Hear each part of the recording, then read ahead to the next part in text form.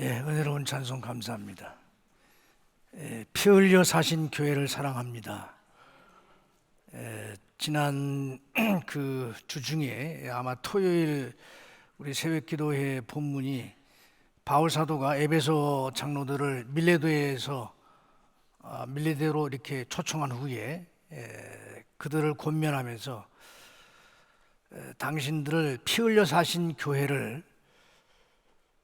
위해서 이렇게 장로로 세우고 또 교인들 양떼를 돌보게 하셨다라는 그런 말씀을 통해서 은혜를 받은 바가 있습니다만, 또 이렇게 오늘 성가대를 통해서 피 흘려 사신 교회를 사랑하는 마음을 고백하는 것을 듣게 되어 참 기쁘게 생각합니다. 여러분들이 종종 뉴스를 시청하시다 보면 고독사에 관한 그런 내용들을 이렇게 아마 들으셨을 겁니다. 어떤 사람이 죽었는데 아무도 모르는 겁니다. 그래서 며칠이 지난 후에 시신이 이제 부패해서 이제 냄새가 진동을 하니까 이제 이웃 사람이 경찰에 신고를 한다든지 119에 신고를 해서 이제 와가지고 문을 따고 들어가 보면 혼자서 이렇게 죽었는데 벌써 시간이 한참 지나서 아주 심한 경우에는 백골 상태로 이렇게 발견되는 경우도 있고요. 또 시신이 많이 이렇게 부패한 상태로 발견되는 경우도 있습니다. 가족이 없거나 혹은 가족이 있어도 돌보지 않을 경우에 이런 이제 고독사가 발생하는 것이죠. 또 옆집과 전혀 왕래가 없기 때문에 죽어도 모릅니다.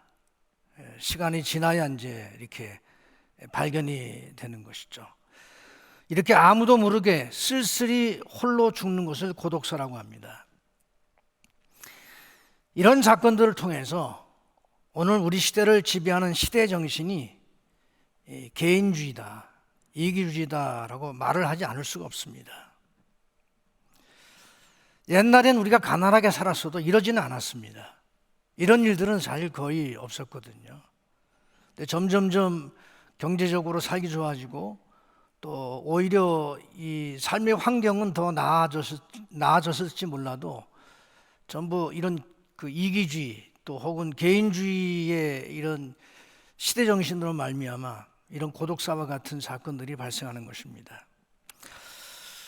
그래서 이 시대 사람들은 다른 사람들을 염두에 두지 않습니다. 철저하게 자기중심으로 살아갑니다. 이러한 자기중심적인 개인주의 풍조는 교회 안에도 밀려 들어와서 영향력을 행사합니다. 그래서 전에 제가 여러 차례 말씀을 드렸습니다마는 많은 사람들이 이제는 가만히 주일 예배만 참석하고 자취를 감춥니다. 교회 활동에 참여하는 것이 귀찮은 것이죠. 남이 나에게 관심을 갖는 것도 싫고 내가 다른 사람에게 관심 갖는 것도 싫습니다. 대형 교회 사람이 몰리는 이유들 중에 하나입니다.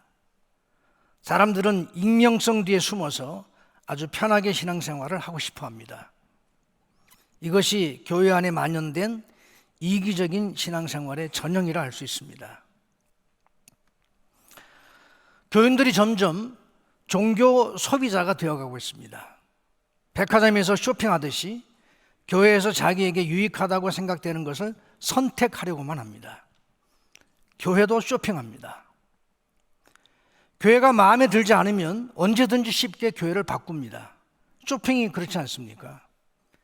진열된 물건을 집어들었다가도 더 마음에 드는 다른 것이 발견되면 들었던 물건을 내려놓고 마음에 드는 물건을 집어드는 것처럼 이기적인 종교 생활의 전형이 바로 저는 쇼핑이라고 생각합니다. 교회를 쇼핑하는 것이다. 그렇게 말씀을 드릴 수 있습니다. 언제나 중요한 것은 납니다. 내 감정이 편해야 하고 내 기분이 좋아야 하고 내가 만족해야 합니다. 불편한 것, 불편한 감정을 참으려는 마음이 전혀 없습니다. 교회가 아파하고 같이 예배드리고 있는 지체들이 셀에 속해 있는 지체들이 힘들어하는데 그게 별로 보고 싶지 않습니다. 그런 걸 보는 것이 불편합니다. 그래서 교회를 옮겨버립니다. 가족이라는 생각이 애초에 없습니다. 자기 가정에 문제가 있다고 가정을 버린다면 가족이 아니죠. 이렇게 만연된 이기주의는 교회를 타락시키고 부패시켜서 세속화시켜버립니다. 세속화라는 말은 다른 게 아닙니다. 세상을 닮아가는 것이 바로 세속화입니다. 기독교가 순수성을 잃어버리고 세상처럼 되어버린 것을 말합니다. 기독교가 이기주의에 감염되어 세속화되면 경건의 능력을 상실하게 됩니다. 더 이상 경건한 기독교가 아니라는 말씀입니다. 신앙생활에 있어서 우리가 붙잡아야 할 중요한 가치 중에 하나는 공동체성이거든요. 신앙생활은 혼자 하는 것이 아닙니다. 무게주의나 개인주의가 놓치고 있는 중요한 가치가 바로 이 공동체성이라고 하는 이 가치입니다. 우리는 혼자 존재하는 것이 아니라 그리스도의 몸이라 일컬어지는 교회의 한 지체입니다. 몸에서 떨어져 혼자 독야청청 독립적으로 존재하지 않습니다. 고린도전서 12장 13절 14절에 보면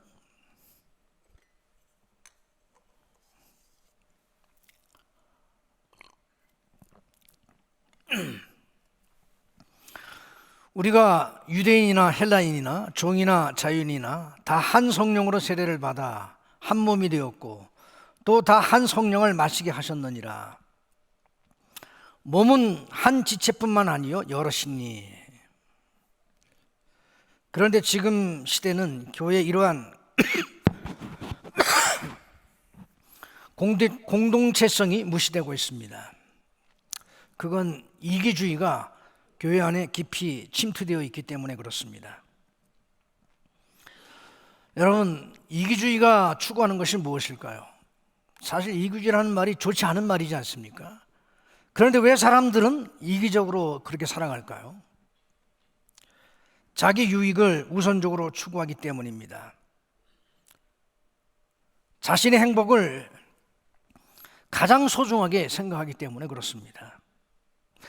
그런데 참 아이러니한 것은 행복해지려고 좋지도 않은 나쁜 평가를 받는 이기주의를 추구하지만 이기주의로는 결코 행복할 수 없습니다. 많은 사람들이 착각하고 있는 것 중에 하나는 많이 소유하면 행복할 것이라고 생각하는 것입니다. 그러나 이것은 착각입니다. 사람이 행복하려면 소유의 많고 적음보다 먼저 가치 있는 삶에 대한 확신이 있어야 됩니다. 내가 가치 있는 존재인가? 내가 가치 있는 삶을 살고 있나? 나에게 참 기쁨이 있나?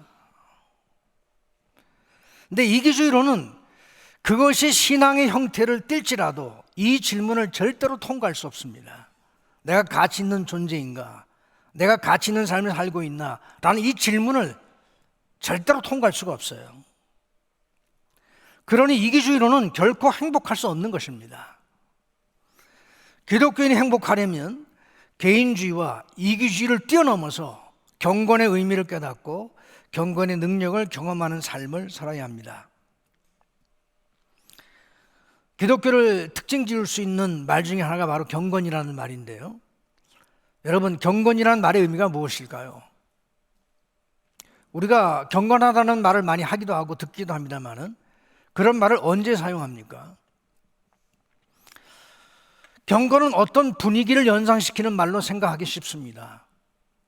조용하고 엄숙한 분위기, 수도원 분위기를 연상하는 것이죠. 사람을 보고 경건하다고 말할 때에도 이런 수도사 같은 이런 뭔가 이렇게 도를 추구하는, 도는 우리 그리스도의 도를 추구하는 이런 사람을 생각합니다. 진중한 성격에 말이 없고 성경을 많이 읽고 기도도 열심히 하는 사람, 이런 사람을 우리가 흔히 경건하다 그렇게 말을 하곤 합니다. 물론 성경을 많이 읽고 기도를 많이 하면 그만큼 경건할 가능성이 높아집니다. 분명한 것은 기도하지 않는 사람 치고 경건한 사람은 없어요. 또 성경을 멀리하는 사람 치고 경건한 사람이 없습니다. 반드시 우리가 경건하려면 말씀을 가까이 하고 또 기도가 생활화되어 있을 뿐만 아니라 기도의 참된 의미를 깨닫고 기도하면서 하나님과 깊은 영적인 교통이 이루어질 때, 교제가 이루어질 때 그런 사람을 우리가 경건하다고 말할 수 있습니다. 그러나 어떤 사람은 성경을 열심히 읽고 성경에 대해서도 많이 알지만 전혀 경건하지 않을 수 있습니다. 어떤 사람은 열심히 기도하는 것 같은데 전혀 경건하지 않을 수 있어요. 예수님 시대의 바리새인들과 율법학자들이 그랬습니다. 우리 예수님이 드신 비유 가운데 그런 비유를 여러분들이 다 아실 겁니다. 바리새인과 세리가 성전에 기도하러 올라갔습니다. 바리새인은 어떻게 기도했습니까? 서서 따로 기도하면서 말하기를 하나님이여, 나는 다른 사람들처럼, 다시 말해서 불의하고 토색하고 간음하는 사람들 같이 않게 하신 것을 감사합니다. 또 세리를 자기하고 비교하면서 이 세리와도 같이 않게 하심을 감사드리나이다.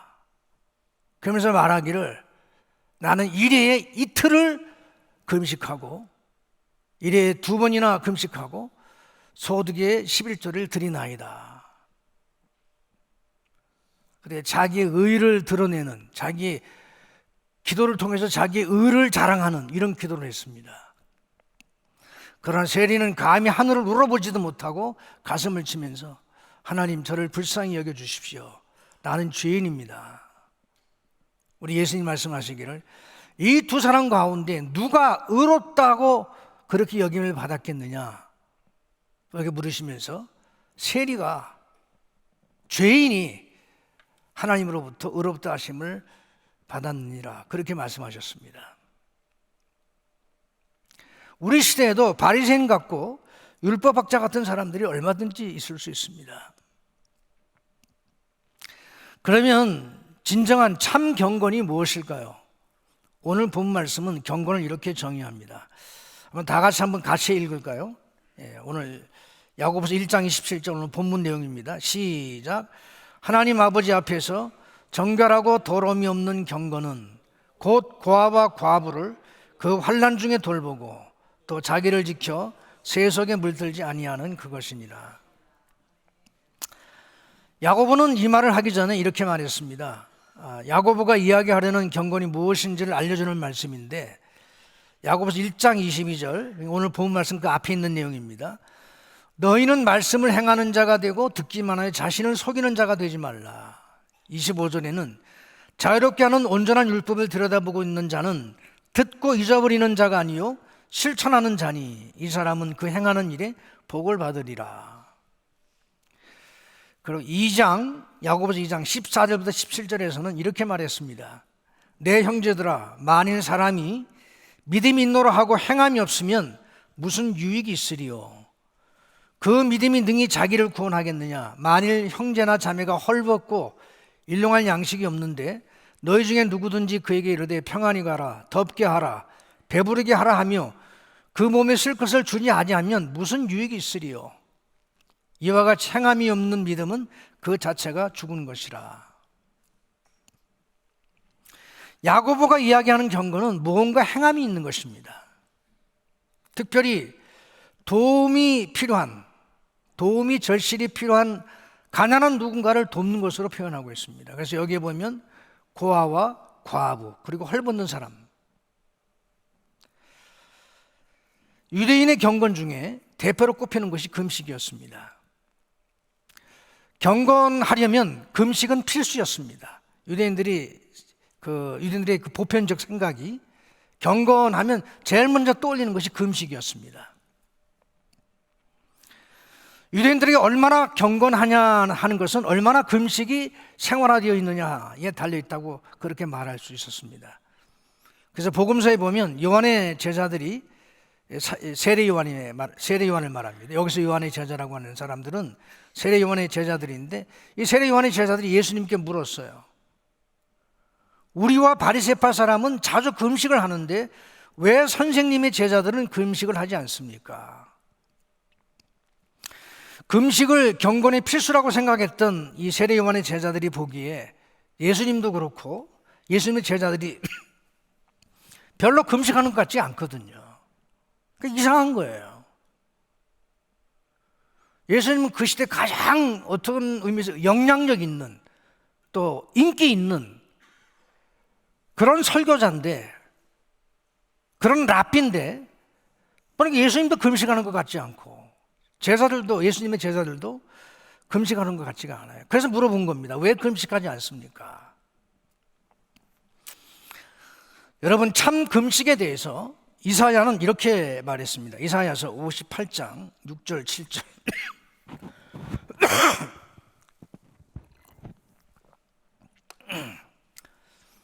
내가 기뻐하는 금식은 흉악의 결박을 풀어주며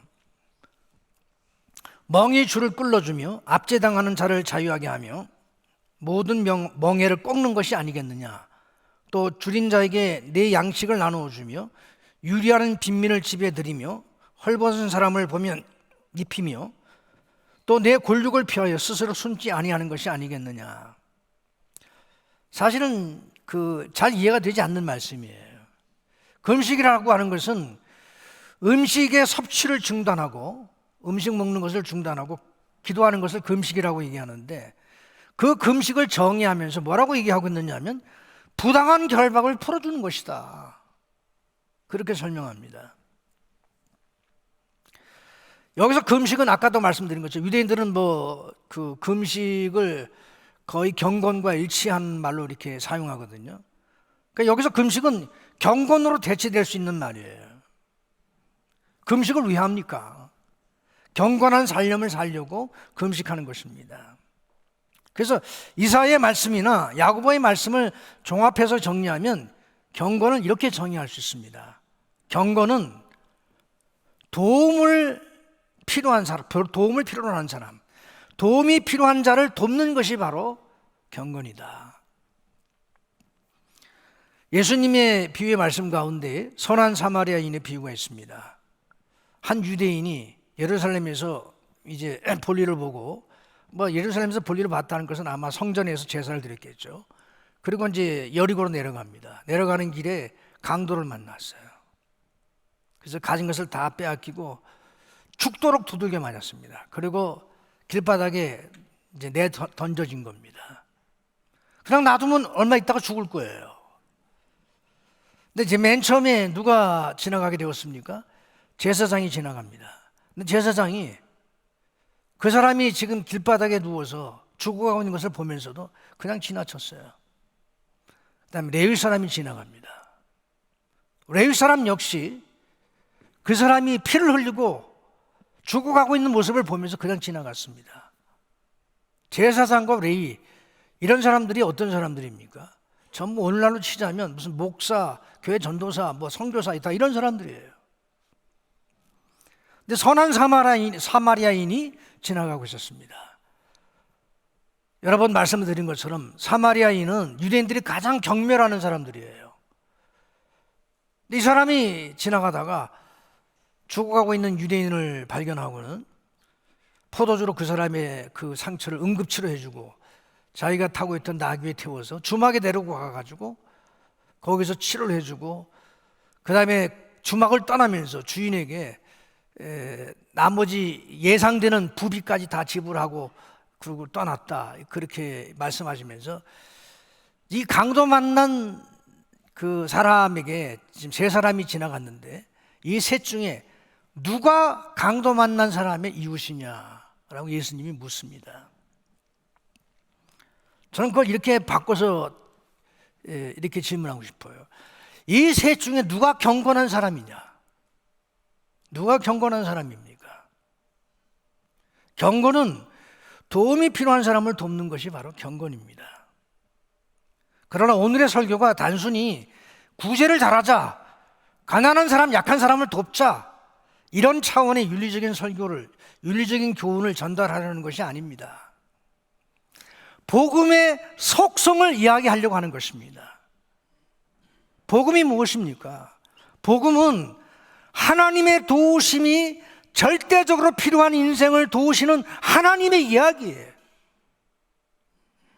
인류는 너나 할 것 없이 잘난 사람도 못난 사람도 모두 강도 만난 유대인 같은 사람들입니다. 하나님은 그런 인생을 도우시려고 사람이 되어 이 땅에 오셨어요. 그래서 마가복음 10장 45절은 예수님의 오심을 이렇게 소개합니다. 인자가 온 것은 섬김을 받으려 함이 아니라 도리어 섬기려 하고 자기 목숨을 많은 사람의 대속물로 주려 함이니라. 예수님은 목숨을 내주시면서까지 우리를 도우려고 오셨어요. 예수님은 하나님의 도우심입니다. 이게 복음이에요. 그리고 이것이 바로 이런 예수님의 삶을 닮아가는 것, 예수님처럼 살아가는 것, 이런 복음의 속성을 이해하는 것, 이것이 바로 참된 경건입니다. 그러므로 첫째, 우리가 함께 생각해 보려고 하는 것은, 우리는 누구를 도와야 합니까? 우리가 도와야 할 사람은 누구일까요? 우리가 도와야 할 사람 하면 우리는 가난한 사람들을 생각합니다. 집 없는 노숙자, 고아들, 혹은 장애인들, 제3세계 가난한 어린이들을 생각합니다. 물론 그 사람들은 우리가 도와야 할 대상들입니다. 우리는 가난하고 약한 사람들을 도와야 합니다. 그러나 우리가 도와야 할 사람들은 아주 가까운 곳에 상상을 초월할 정도로 광범위하고 아주 많습니다. 세상은 우리의 도움을 필요로 하는 사람들의 신음소리로 가득하다고 말할 수 있어요. 누구입니까? 낙심한 사람들, 꿈을 잃은 사람들, 실패한 사람들, 배반당한 사람들, 큰 실수로 궁지에 몰린 사람들, 받은 상처로 웅크리고 있는 사람들, 이런저런 이유로 남몰래 눈물을 흘리며 아파하는 사람들, 왜 사는지도 모르고 정처 없이 사는 사람들, 쾌락의 늪에 빠져서 허우적대는 사람들, 인생의 허물을 느끼고 죽고 싶어하는 사람들, 계속 그렇게 살면 결코 지옥의 형벌을, 지옥의 멸망을 피할 수 없는 믿음 없는 사람들, 도박 중독이나 술 중독, 게임 중독, 포르노 중독 같은 습관적인 죄악 때문에 좌절하고 절망하는 사람들. 중독은요, 사탄의 경관진이에요. 그 사람 안에 사탄 경관진이 있는 겁니다. 여러분, 진이 뭔지 잘 아시죠? 진지. 전쟁 영화에 보면 이렇게 땅을 파고 그 다음에 이렇게 모래 푸대를 이렇게 앞에 쌓아놓고 적이 이렇게 쳐들어오면 거기다 총을 거총을 한다든지 아니면 기관총을 대고 공격해오는 적을 이렇게 방어하면서 구축해 놓은 이 진지, 이게 사탄의 경관 진할 때 진이라고 하는 것이 바로 그걸 의미해요. 그 사람 안에 사탄의 경관진이 형성되어 있는 게 바로 중독입니다. 중독이 무서운 거예요. 왜냐하면 경관진이 잘 무너지지 않거든요. 알코올 중독, 게임 중독, 포르노 중독,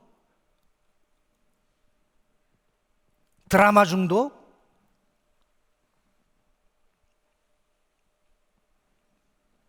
이런 것들로 인해서 신앙생활 하면서도 헤어나오지 못하는 사람들이 굉장히 많아요. 다 우리의 도움을 필요로 하는 사람들입니다. 육체의 질병으로 신음하는 사람들이 우리 주변에 얼마나 많습니까? 다 우리의 도움을 필요로 하는 사람들이에요. 이들에게 무엇이 필요할까요? 이들에겐 사랑과 위로, 격려가 필요합니다. 어떻게 보면 이들은 결격 사유가 있는 사람들일 수 있습니다. 보통 사람들 눈엔 답답해 보이는 무언가가 있을 수 있어요. 왜 저렇게 살지? 그런 생각이 들게 하는 사람들일 수 있습니다. 그래서 주변에 따가운 시선과 정죄로 인해서 상처받고 마음을 닫아버린 사람들일 수 있어요. 낮은 자존감으로 자신을 스스로 비하하고 정죄하면서 옥죄는 사람일 수 있습니다. 이들에겐 이들의 허물을 시작하는 것보다 희망이 있음을 알려줄 격려가 필요합니다. 그들이 여전히 가치 있는 존재임을 알려주는 따뜻하고 진실한 충고가 필요합니다.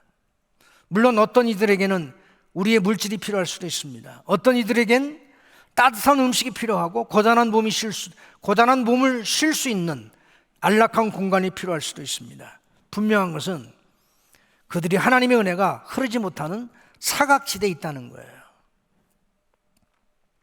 그럼 우리가 두 번째 어떻게 도울 수 있을까요? 베푸는 삶을 이야기하면 이렇게 반응하는 사람들이 있습니다. 나는 줄 곳이 없어. 내 코가 석잔데 남에게 주긴 뭘 주나? 혹은 남을 도와주겠다고 하면 이렇게 말하는 사람도 있습니다. 제 주제를 알아야지. 저렇게 넓은 수가 없어서 오지랖이 넓어서 제 필요는 생각지도 않고 생각 없이 이리 퍼주고 저리 퍼주니 살림이 항상 저 모양이지. 정말 그렇습니까? 남에게 너무 퍼줘서 못 살게 되었습니까? 남을 너무 많이 도와줘서 그래서 살림이 오그라진 사람을 저는 사실 본 적이 없어요. 살림이 오그라졌다면 진짜 원인은 따로 있습니다. 남에게 너무 퍼줘서 그런 게 아니에요. 또한 돕고 베푸는 삶을 말할 때 물질적인 도움 이상의 도움이 얼마든지 있을 수 있습니다. 그래서 이렇게 말할 수 있습니다. 아무리 가난해도 남을 도울 수 없을 만큼 가난한 사람은 없어요. 가난해도 남을 도울 수 있고 남에게 베풀 수 있습니다. 조금만 생각하면 줄 것이 참 많아요. 세상 사람들 중에는 그들에게 필요한 것이 물질보다는 인격적인 도움인 경우가 훨씬 많습니다. 인격적인 도움이 어떤 것일까요? 사랑과 위로 그리고 격려와 같은 것입니다. 어떤 사람의 고통과 아픔에 대해서 사랑의 마음과 격려의 마음으로 관심을 가져주는 것입니다. 그리고 그들을 위해서 기도하는 것입니다. 자, 그러면 과연 우리가 도움을 필요로 하는 세상 사람들에게 그런 것들을 줄 수 있을까요? 우리가 뭘 하고 인격적인 도움, 사랑, 위로, 격려를 할 수 있단 말입니까? 방금 전에 조금만 생각하면 줄 것이 많다고 했는데 그건 우리 생각이고 세상 사람들도 혹은 도움이 필요한 사람들도 그렇게 생각할까요? 세상 사람들도 우리도 누군가를 도우려는 생각을 주제넘는 생각 혹은 주제넘는 짓이라고 생각할 수도 있을 것입니다. 우리가 누군가를 도우려고 하는 가장 중요한 이유는 우리가 잘나서 우리가 도움을 필요로 하는 그들보다 더 낫기 때문이 아닙니다. 우리가 경험했던 하나님의 은혜와 사랑 때문에 그렇습니다. 우리가 주려고 하는 것도 우리에게 부어진 하나님의 은혜와 사랑입니다. 그 사랑과 은혜로 내 운명이 바뀌었고 내 인생의 수치가 가리워졌고 내 상처가 치유되었고 내 열등감이 극복되었고 낮은 자존감에서 벗어난 존귀한 주님의 자녀가 되는 복을 누리게 되었고 때로 넘어지고 자빠져도 변함없고 다음없는 주님의 사랑으로 다시 일어나는 복을 경험했으므로 이 은혜와 사랑이 이 복이 나를 통해 필요한 사람에게로 흘러가게 하려는 것입니다. 도움을 준다고 했지만 정확하게 말하면 도움을 주는 것이 아니라 도움이 흘러가게 하는 것이에요. 우리는 그 하나님의 도우심이 흘러가게 하는 통로일 뿐입니다. 자, 그러면 우리가 통로 역할을 어떻게 해야 할까요? 어떻게 하는 것이, 어떤 것이 통로 역할을 하는 것일까요?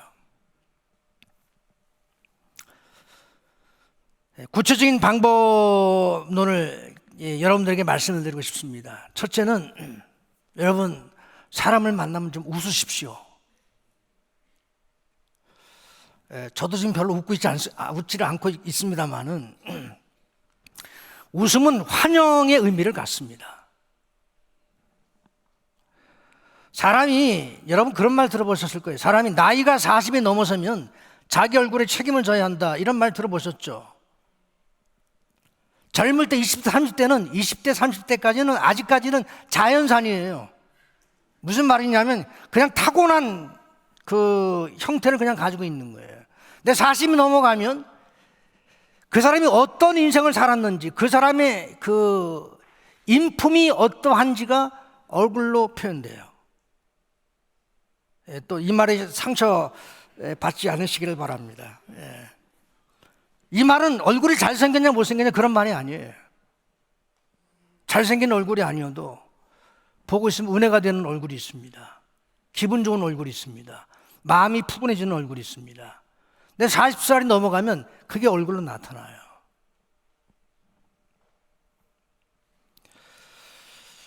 미국의 유일한 4선 대통령이었던 루즈벨트의 부인 엘레나 여사가 남긴 말입니다. 아름다운 젊음은 자연현상이지만 아름다운 노년은 어느 누구도 쉽게 빌을 수 없는 예술작품이다. 이게 무슨 말이냐면 자신의 얼굴을 아름다운 노년으로 혹은 하나님의 도우심이 흘러가는 통로로 삼고 있다는 거예요. 이런 사람들의 얼굴에서 나타나는 공통적인 특징이라고 그게 뭘까요? 웃음입니다. 웃는 거예요. 그래서 저는 한 번씩 거울을 쳐다봅니다. 내가 지금 웃고 있나 인상 쓰고 있나. 근데 많은 분들이 믿으면서도 믿음이 있다고 하면서도 이게 얼굴 보고 있으면 부담스러워요. 왜 부담스러울까? 웃는 게 아니라 찌푸리고 있고 막 인상 쓰고 있고 막 세상 온갖 고난은 다 짊어지고 가는 사람처럼 메시아 컴플렉스에 빠져 있는 사람들. 이러면 여러분 경건은 그런 데서 나타나는 겁니다. 얼굴로 표현돼요. 경건은. 어떤 사람이 웃을 수 있을까요? 범사에 감사하고 항상 기뻐하는 마음이 있으면 그게 얼굴로 표현이 돼요. 웃음으로 표현되고 편안한 모습으로 표현이 됩니다. 누군가에게 내가 도움이 되기를 원하십니까? 그 사람을 만났을 때 여러분 속에 있는 복음으로 말미암아 예수 그리스도로 말미암아 웃는 모습으로 저는 정말 기쁩니다. 저는 행복합니다. 이걸 보여줄 수 있을 때 내가 내 안에 있는 그 행복이 예수 그리스도로 말미암아 나에게 부어진 그 행복이 그 사람에게 흘러가는 겁니다. 그런데 인상 쓰고 있으면 딱 스톱되는 거예요. 그 다음에 제가 이제 좀 다음에 이렇게 구체적으로 좀 말씀을 드리겠습니다만은 격려의 허그입니다. 물론 우리 한국 문화는 허구하는 문화가 아니에요. 특별히 남녀 간의 허그는 상당히 또 문제를 유발할 수도 있습니다. 그러나 분명한 것은 격려의 허그는 생각 이외로 상대방을 크게 위로하고 격려하고 하나님의 사랑이 부어지는 것을 체험하게 하는 행동이에요. 집에서 먼저 실천하세요. 부부 사이 자주 허그를 하세요. 백 허그도 괜찮습니다. 남편이 아내에게. 그리고 자녀들에게 자녀를 자주 안아주세요. 자주 허그를 해주세요. 아침에 학교 가기 전에 엄마가 아빠가 애를 꼭 안고 오늘도 학교 잘 다녀오너라. 하나님 오늘 함께 하실 거야. 이런 말 한마디와 함께 아이를 꼭 안아주세요. 셀 모임을 할 때마다 혹은 끝나고 돌아갈 때마다 한 번씩 따뜻하게 한 번 안아주세요. 100마디보다 더한 위로와 격려가 그 허구한 행동들을 통해서 힘들고 어려운 형제 자매들에게 엄청난 위로가 될 수 있습니다. 상상외로 파워풀한 것이 바로 허그예요. 그래서도 마찬가지죠. 식탁의 교제, 먹이는 것이 참 중요합니다. 엘리야가 영적 심취에 빠졌을 때 하나님께서 하신 일이 뭘까요? 그를 회복시키시면서 엘리야를 회복시키시면서 하나님이 제일 먼저 하신 일은 먹이시는 일이었어요. 물 한 병과 빵을 구우시고 그것을 엘리야에게 먹이시면서 그를 회복시키셨어요. 사랑과 관심을 표현하는 좋은 방법이 먹이는 일입니다. 집으로 초청해서 밥을 먹이고 그게 형편이 어려우면 식당에서라도 밥을 사 먹이고 그러면서 위로하고 격려하는 것. 격려의 손편지, 메일 이런 것들이 필요로 하는 사람, 하나님의 도우심을 필요로 하는 사람들에게 그 하나님의 도우심을 흘러가게 하는 그런 통로가 될 수 있습니다. 제가 이제까지 목회를 하면서 감사표를 굉장히 많이 받았거든요. 근데 전부 다 다 부질없는 것이고, 그리고 별로 마음에 감동이 없어요.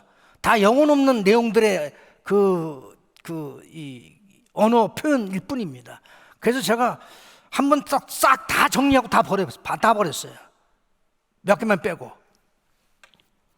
근데 최근에 제가 은퇴하면서 우리 교인들로부터 받은 그 은퇴 감사패는 정말 그들의 사랑이 담겨 있기에 다 탁 받는 순간 갑자기 콧날이 찡해지고 눈에 눈물이 고이더라고요.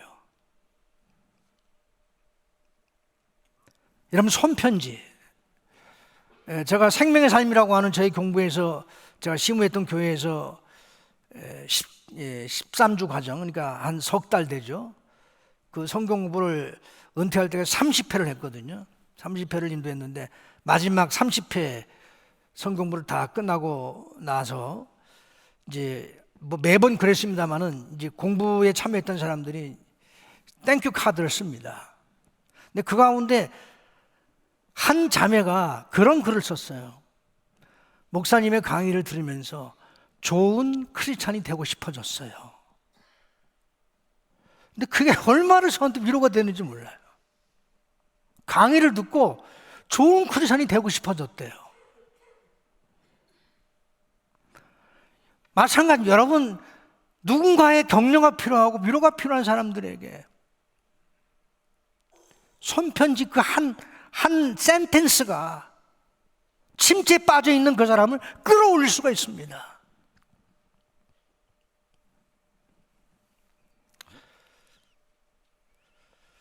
종종 상처받은 사람들의 경우에 그 사람의 말을 잘 들어주는 것만으로도 치료가 되는 경우가 많습니다.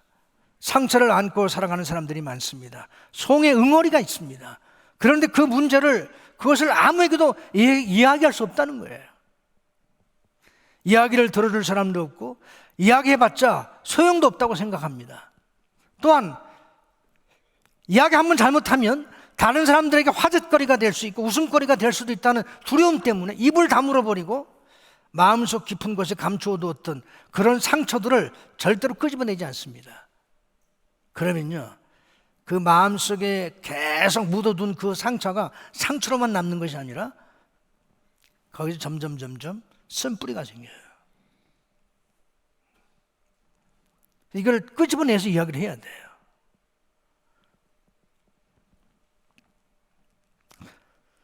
제가 조금 전에 그 허구에 대해서 이야기를 말씀을 드렸습니다만은 조엘 오스틴이라고 하는 그 미국의 목사님 잘 아시죠? 그분이 쓴 책 가운데 여러분도 아마 많이 읽으셨을 텐데 긍정의 힘이라고 하는 책이 있어요. 그 책에 보면 이런 예화가 있습니다. 태어난 지 얼마 안 되는 쌍둥이가 있었습니다. 그 중에 한 아이가 심장에 큰 결함을 안고 태어났어요. 의사 예상으로는 그 아이가 곧 죽게 될 거라는 거예요. 예상대로 병세가 악화되어 죽음을 기다리고 있었습니다. 한 간호사가, 원래는 이제 그게 이제 법적으로 이렇게 허용이 되어 있지 않다고 그러는데, 인큐베이터에 쌍둥이 둘을 한꺼번에 같이 놓을 수가 없대요. 그래서 따로따로 지금까지 이렇게 인큐베이터 안에 있었는데, 그 인큐베이터 안에 있는 그 아이를, 쌍둥이를 한꺼번에 둘이 같이, 마치 엄마 자궁 속에 그 쌍둥이 같이 있었던 것처럼 한 인큐베이터 안에 이 쌍둥이를 같이 넣자, 그렇게 제안을 했고, 의사와 의료진이 부모에게 동의를 받아서 이제 그렇게 했다는 겁니다. 그러자 놀라운 일이 벌어졌어요. 건강한 쌍둥이 형이 팔을 뻗어서 아픈 쌍둥이 동생을 감싸 안는 그런 일이 벌어진 거예요. 그러자 기적이 일어났습니다. 동생이 분명히 의사 말로는 곧 죽을 것이라고 이야기했던 그 동생의 심장이 안정을 되찾기 시작했고 혈압 체온이 정상으로 돌아왔습니다. 아픈 아기가 점점 건강하게 되어 정상으로 회복되었다고 합니다. 저 그림이에요. 저 실제 그림이에요. 실제 사진입니다. 한 신문사가 인큐베이터 안에서 서로를 꼭 포옹하고 있는 쌍둥이 사진을 신문에 싣고는 이렇게 제목을 붙였습니다. 생명을 구하는 포옹. 그렇습니다. 사랑의 포옹은 생명을 구합니다. 지금 누군가가 우리의 포옹을 필요로 합니다. 여러분 그것을 아십니까? 우리의 손과 목소리에는요 치유의 능력이 내재되어 있어요. 특히 믿음을 가지고 있는 사람들의 경우에, 믿음을 가지고 있는 사람들의 손과 믿음을 가지고 있는 사람들의 그 목소리에는 치유의 능력이 있어요. 그 손으로 누군가의 어깨에 손을 얹고 누군가의 머리에 손을 얹고 특별히 도움이 절실히 필요한 그 누군가의 팔을 붙들고 악수를 할 때 거기에는 치유의 능력이 임하게 되는 것입니다. 믿음을 갖고 있는 사람들의 그 말 한마디는 하나님의 도우심을 필요로 하는 누군가에게 세상을 살아갈 수 있는 힘이 되는, 용기를 불러일으키는 그런 메시지로 변화되는 그런 놀라운 역사가 일어날 수도 있다는 것입니다. 우리의 손과 팔로 누군가를 껴안으면서 사랑한다고 말할 때 그 사람의 상처가 치유되고 낙심 가운데 있던 사람들이 소망을 얻고 신음하던 사람들이 샘을 얻어 치유를 경험하게 됩니다. 여러분의 자녀들, 여러분의 부모님, 여러분들의 배우자에게 먼저 실험을 한번 해보세요. 정말 그런지 안 그런지.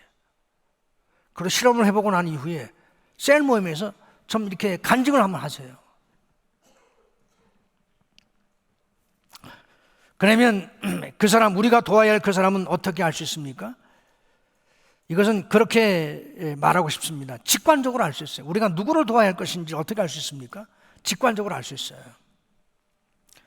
누군가 당신 마음에 떠오르고 생각난다면 그 사람은 하나님께서 여러분들에게 도우라고 붙여주신 사람들이에요. 그 사람에게 사랑과 긍휼을 베풀라는 사인입니다. 그 사람이 어떤 어려운 가운데 있는지 우리들은 몰라요. 그러나 성령님은 특별히 우리의 직관을 통해서 우리에게 사인을 보내실 때가 있습니다. 그래서 영적으로 깨어있는 것이 필요해요. 이것을 민감하게 깨닫는 방법 중에 하나는 중보기도를 하는 것입니다. 다른 사람들을 위해서 기도하게 되면 그 사람의 필요를 깨닫게 됩니다.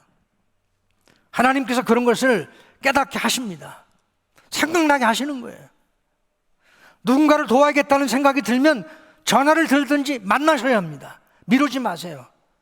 미루면 기회를 놓칩니다. 미루는 것은 성령의 역사를 소멸하는 결과를 가져올 수 있어요.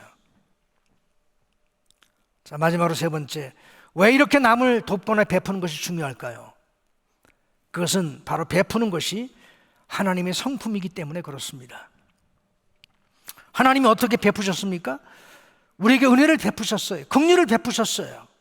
구원의 은총을 베푸셨어요. 그래서 독생자 예수님까지도 아끼지 않으시고 우리 위에 십자가에 내어주셨습니다. 베푸는 삶은 하나님을 가장 닮은 삶입니다. 하나님의 자녀가 되었다고 하는 것은 무엇을 의미합니까? 하나님을 닮은 것을 의미합니다. 언제 우리가 가장 하나님을 닮은 모습으로 나타납니까? 도움이 절실하게 필요한 사람을 돕고 베풀 때 하나님을 닮은 모습으로 나타나는 것입니다.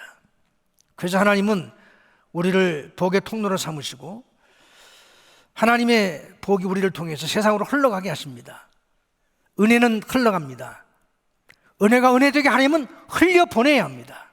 흘려보내지 않으면 은혜가 변질됩니다. 이기적인 신앙인이 되는 것이죠. 이기적인 신앙인은 축복의 통로가 될 수 없기 때문에 하나님께 쓰임받지 못합니다. 이 비밀을 깨달으시기를 바랍니다. 주는 것이 받는 것보다 복되다. 주는 자에겐 하나님의 특별한 은혜가 임합니다. 주는 자의 주머니를 하나님이 채워주십니다.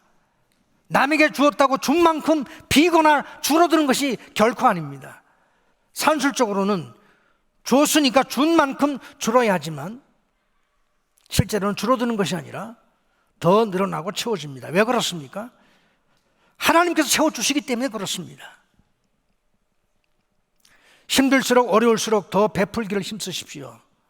하나님이 부어주실 것입니다. 그리고 우리의 삶을 의미 있게 하시고 행복하게 하시고 기쁨으로 충만하게 하십니다. 참된 경건은 도움이 필요한 사람을 돕고 그냥 베푸는 삶을 사는 것입니다. 되돌려 받을 것을 전혀 기대하지 않습니다. 그것이 진정한 경건입니다. 왜냐하면 하나님을 닮은 삶이기 때문입니다. 이런 경건의 삶을 살아내는, 이런 경건한 삶을 살아내는 우리 시드니 중앙 장로교회 성도님 되시기를 예수님의 이름으로 축원합니다. 하나님 아버지 은혜를 감사합니다. 오늘도 저희들을 부르셔서 이 아침에 참된 경건이 무엇인지 하나님 말씀에 귀를 기울이게 해주신 은혜를 감사합니다. 하나님은 아낌없이 우리를 위해 모든 것을 다 내어주셨습니다. 베푸셨습니다. 그 하나님의 닮은 삶을 살아가는 것이 경건이라는 것을 깨닫게 하시고, 우리가 받은 하나님의 은혜를, 우리가 받은 하나님의 사랑을, 이 하나님의 사랑을 필요로 하는 다른 사람에게 베풀고 훈련해 보낼 수 있는, 그래서 경건한 삶을 살아가는 주의 백성들이 다 되게 해 주시옵소서. 예수님의 이름으로 기도했습니다. 아멘.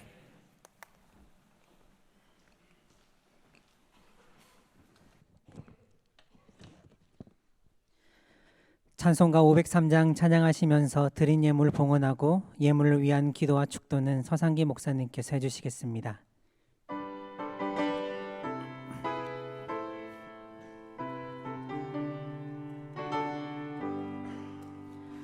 세상 모두 사랑 없어 냉랭함을 아느냐, 곳곳마다 사랑 없어 탄식 소리 울릴세. 앞에서 개 만들고 모든 소망 이루는 사랑 우리 위하여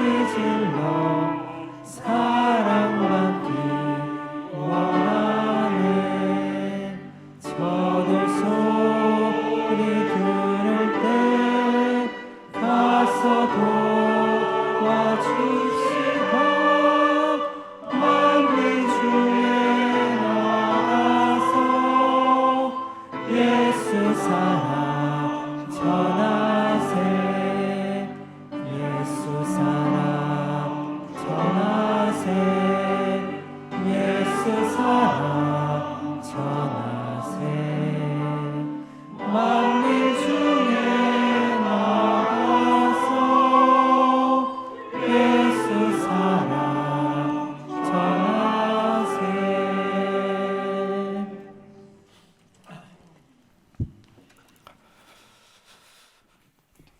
하나님 감사합니다. 오늘도 예배를 드리면서 또 준비된 헌금 하나님 앞에 드릴 수 있게 해주셔서 감사를 드립니다. 드린 헌금뿐만 아니라 우리의 삶 전부가 하나님께 드려진 향기나는 제물이 되게 하시고 저희의 헌신된 시간들과 물질들이 열방과 민족에게 복음을 전파해서 하나님의 절대적인 도우심이 하나님의 사랑을 알지 못하는 절망을 향하여 나아가는 그들에게로 전달될 수 있도록 은혜를 베풀어 주시고 우리가 살아가는 이 세상 가운데에서 하나님의 도우심을 필요로 하는 자들에게 위로와 격려와 희망을 가져다 주는 그런 통로 역할을 잘 감당할 수 있는 저희가 되게 해 주시옵소서. 이제 평안한 마음으로 세상에 돌아가십시오. 선한 일에 용기를 가지시며 악을 악으로 갚지 마십시오. 항상 연약한 자를 도우시며 병든 자를 찾아보시며 곤란당하는 이웃을 위로하십시오. 모든 사람을 존경하시며 주님께 봉사하고 주님을 사랑하십시오. 모든 일을 믿음과 사랑으로 행하시며 어떤 일에도 소망을 포기하지 마십시오. 그리고 거룩하신 성령께 순종하여 기쁨과 감사의 생활을 해나가십시오. 우리 하나님 아버지는 여러분을 항상 도와주실 것입니다.